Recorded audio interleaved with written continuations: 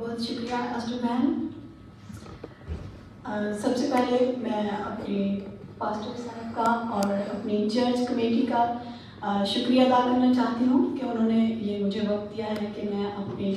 Ascension کے حوالے سے خدا یسوع مسیح کے آسمان پر اٹھائے جانے کے حوالے سے اپنے خیالات جو ہیں خدا کے کلام کے مطابق اس کو آپ کے ساتھ شیئر کر سکوں.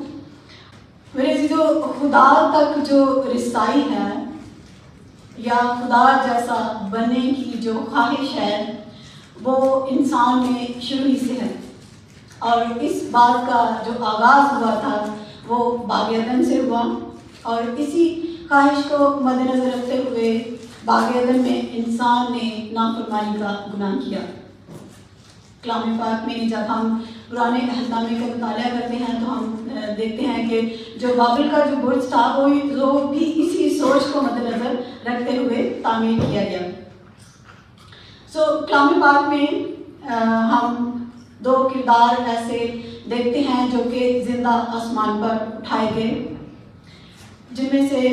پیدائش کی کتاب اس کا 5واں باب اور اس کی 24 آیت میں یوں بیان کیا گیا ہے، اور ہنوک خدا کے ساتھ چلتا رہا اور غائب ہو گیا کیونکہ خدا نے اسے اٹھا لیا.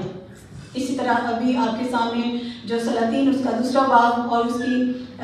دوسرے باب کی 12 پہلی آیت ہم نے تلاوت کی ہے، جہاں پہ ہم نے دیکھا ہے کہ ایلیا کو آتشی رتھ جو تھے وہ آئے اور اٹھا کر لے گئے. آپ کسی تیسرے شخص کے بارے میں جانتے ہیں جو کہ آسمان پر زندہ اٹھائے گئے؟ خداوند یسوع، بلند آواز سے کہنے کی ضرورت ہے، خداوند یسوع المسیح. آج کا جو ہمارا ٹاپک ہے وہ ہے عید صعود، خداوند یسوع المسیح کا آسمان پر اٹھایا جانا.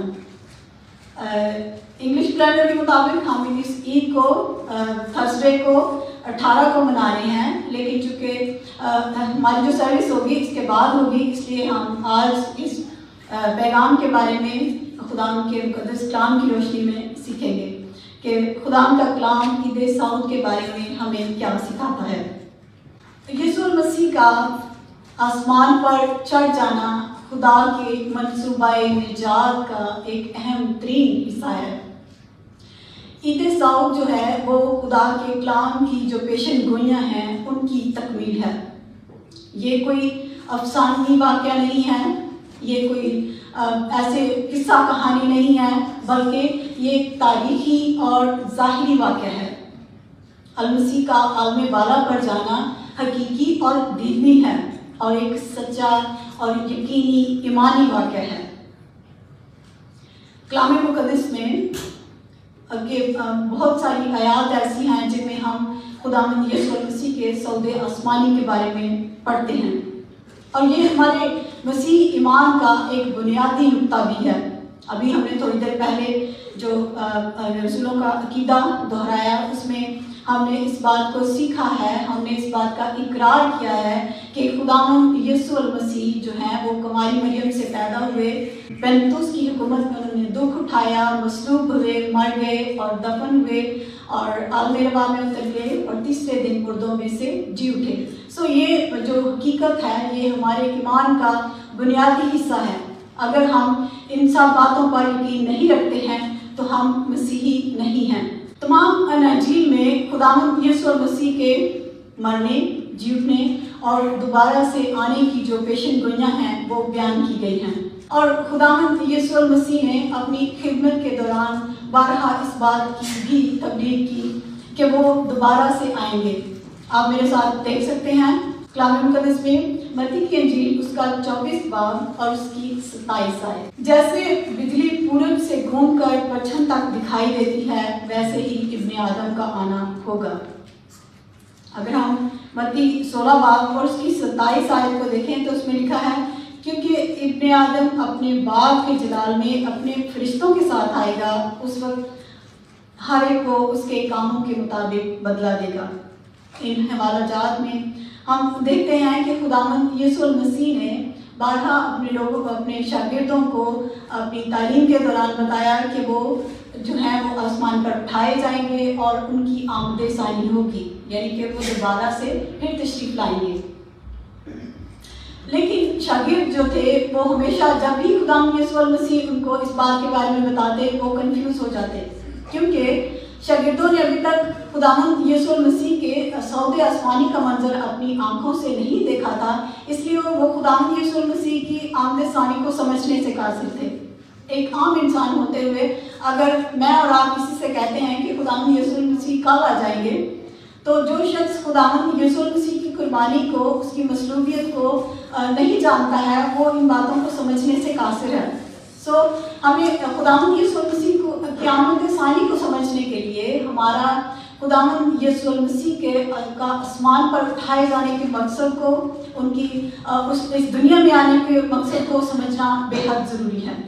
خداوند کلام مقدس سے عیاں ہے کہ مردوں میں سے جی اٹھنے کے بعد خداوند یسوع المسیح جو ہیں وہ 11 اور 12 مرتبہ رسولوں پر ظاہر ہوئے، دوسرے لوگوں پر، عام لوگوں پر ظاہر ہوئے۔ رسولوں پر ظاہر ہونے سے خداوند یسوع المسیح کا مقصد یہ تھا کہ رسول جو تھے وہ خداوند یسوع المسیح کی مردوں میں سے جی اٹھنے کے بعد بہت زیادہ پریشان تھے جب تک کہ وہ خداوند یسوع المسیح ان سے دوبارہ نہیں ملے تھے، اور ایون کہ ان سے ملنے کے بعد بھی وہ شک و شبہات میں مبتلا تھے۔ وہ ایک بہت بڑے دھچکے سے گزرے تھے، آپ کہہ سکتے ہیں، ایک ان کو بہت زیادہ ایمانی ٹھیس لگی تھی، اور آپ بلیو کریں کہ وہ اپنے کاموں پر واپس چلے گئے تھے۔ ان کا یہ خیال تھا کہ سب کچھ ختم ہو چکا، کیونکہ خداوند یسوع المسیح کی تعلیمات کو جو لوگ سنتے تھے ان میں سے موسٹلی ایسے لوگ تھے وہ یہ خیال کرتے تھے کہ خداوند یسوع مسیح ان کو رومی حکومت سے آزاد کریں گے، وہ اس دنیا میں بادشاہت قائم کریں گے۔ اس لیے ان کی مصلوبیت کے بعد شاگرد بہت مایوس ہو چکے تھے، بے دل ہو چکے تھے۔ خداوند یسوع مسیح 40 دن تک ان سے ملاقات اس لیے کرتے رہے تاکہ وہ اپنے اندر ایک دلیری حاصل کریں اور ان کا ایمان مضبوط ہو، تاکہ وہ اس خوشخبری کو تمام دنیا تک پہنچا سکیں جس کے لیے خداوند یسوع المسیح اس دنیا میں آئے۔ جب خداوند یسوع المسیح کے شاگرد انہوں نے ان سے بات کی، ان کو محسوس کیا اپنے ساتھ، خداوند یسوع مسیح جب بھی ان کے ساتھ ملے وہ بند کمرے میں ان کے ساتھ آئے اور ان کے ساتھ بات چیت کی، ایون کہ خداوند یسوع المسیح نے ان کے ساتھ مچھلی کا قتلہ بھی کھایا، اور ان ساری باتوں سے ان کو یہ ثبوت دیا کہ وہ مردوں میں سے زندہ ہو چکے ہیں۔ ان ساری باتوں سے ان کے حوصلے بڑھے، ان کو دلیری ملی، اور شاگرد جو تھے وہ کامل عینی شاہد بن گئے جنہوں نے خداوند یسوع المسیح سے ملاقات کی۔ اس کے علاوہ خداوند یسوع مسیح 500 لوگوں پر اور بھی ظاہر ہوئے، نہ صرف شاگردوں پر بلکہ دوسرے لوگوں پر بھی 40 دنوں میں ظاہر ہوتے رہے۔ مقدس لوکا کی انجیل اس کا 24 باب اور اس کی 50 سے 53 آیت میں تک لکھا ہے کہ پھر وہ انہیں بیتھنیہ کے سامنے تک باہر لے گیا اور اپنے ہاتھ اٹھا کر انہیں برکت دی۔ جب انہیں برکت دے رہا تھا تو ایسا ہوا کہ ان سے جدا ہو گیا اور آسمان پر اٹھایا گیا، اور وہ اس کو سجدہ کر کے بڑی خوشی سے یروشلم لوٹ گئے اور ہر وقت ہیکل میں حاضر ہو کر خدا کی حمد کیا کرتے تھے۔ میرے یہاں پہ سوال یہ پیدا ہوتا ہے کہ خداوند یسوع المسیح واپس آسمان پر کیوں گئے؟ انہیں اس بات کی ضرورت کیوں پیش آئی کہ وہ آسمان پر جائیں؟ کلام مقدس میں کئی مقامات پر المسیح کی آمد کے تذکرے پائے جاتے ہیں جو کہ ہمیں اس بات کو سوچنے پر مجبور کرتے ہیں کہ خداوند یسوع المسیح تبھی آسمان سے واپس آ سکتے ہیں اگر وہ پہلے آسمان پر اٹھائے جائیں گے۔ مرکز کی انجیل اور کتاب اعمال میں ہے کہ وہ خدا کی دہنی طرف جا بیٹھا۔ دہنی طرف یا دائیں ہاتھ بیٹھنے یا کھڑے ہونے سے مراد ہے کہ الہی عزت، الہی قدرت، الہی جلال، الہی سرفرازی میں شریک ہونا۔ خداوند یسوع المسیح آسمان پر گئے اور خدا باپ کی دہنی طرف بیٹھے اور انہوں نے ان ساری جو سرفرازی ہے اس کو حاصل کیا۔ عبرانی اس کا 10واں باب اور اس کی 12ویں آیت میں لکھا ہے، پالوس رسول فرماتے ہیں لیکن یہ شخص ہمیشہ کے لیے گناہوں کے واسطے ایک ہی قربانی گزران کر خدا کی دہنی طرف جا بیٹھا۔ خداوند یسوع المسیح اس دنیا میں اس لیے آئے کہ وہ ہمارے گناہوں کا کفارہ دے سکے۔ اس جدائی کی دیوار کو جو کہ جس کا آغاز جو تھا وہ باغ عدن سے ہو گیا تھا اس کو ڈھا سکے، اس کو ہمارے درمیانی فاصلے کو جو کہ خدا کے اور ہمارے درمیان ہو گیا تھا اس کو ختم کر سکے۔ اسی طرح افسیوں 4 باب اور اس کی 8 آیت میں بیان کیا گیا ہے، اسی واسطے وہ فرماتا ہے کہ جب وہ عالم بالا پر چڑھا تو قیدیوں کو ساتھ لے گیا اور آدمیوں کو انعام دیے۔ اسی طرح مقدس یوحنا رسول یوحنا 14 باب اور اس کی 2 اور 3 آیت میں فرماتے ہیں، میرے باپ کے گھر میں بہت سے مکان ہیں، اگر نہ ہوتے تو میں تم سے کہہ دیتا ہوں، تاکہ میں جاتا ہوں تمہارے لیے جگہ تیار کروں، اگر میں جا کر تمہارے لیے جگہ تیار کروں تو پھر آ کر تمہیں اپنے ساتھ لے لوں گا، تاکہ جہاں میں ہوں تم بھی ہو۔ میرے عزیزو، میں ایک بات آپ سے شیئر کرنا چاہوں گی کہ پچھلے دنوں پادری صاحب نے چرچ کا فیملی ٹرپ جو تھا وہ مقرر کیا، اور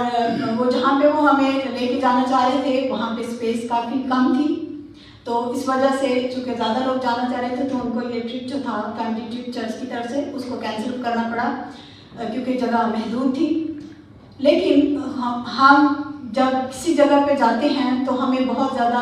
چیزوں کو دیکھنا پڑتا ہے، ہمیں وہاں کے ویدر کا پتہ ہونا چاہیے، وہاں کے ہمیں کس طرح کے کپڑے چاہیے اس کے لیے، ہم بہت سی ساری چیزوں کے لیے وہاں پہ فوڈ ہمیں کیا کچھ ملے گا کھانے کو، اگر ہم ایشین ہیں تو ہم یہ کنسرن ہوگا کہ وہاں پہ ہمیں ایشین فوڈ اویلیبل ہو۔ سو خدا یسوع المسیح اس لیے واپس گئے کہ ہمارے لیے جگہ تیار کریں، ہمارے لیے، اور تاکہ جب وہ واپس آئیں تو ہمیں اپنے ساتھ لے کر جائیں۔ اس لیے خدا یسوع المسیح کا آسمان پر جانا اس لیے بھی ضروری تھا تاکہ وہ جس کام کے لیے، جس نجات کو دلانے کے لیے ہمیں آئے تھے، تاکہ جب وہ دوبارہ سے آئیں تو ہم اس ساری جو بلیسنگ ہے، اس سارا ریوارڈ ہے جو اس کو حاصل کر پائیں۔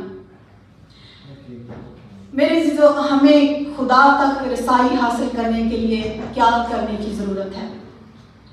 ہمیں اپنی اس ٹوٹی ہوئی رفاقت کو بحال کرنے کے لیے کیا کرنے کی ضرورت ہے؟ ہم کس طرح سے اپنے اس ٹوٹے ہوئے رشتے کو خدا کے ساتھ بحال کر سکتے ہیں؟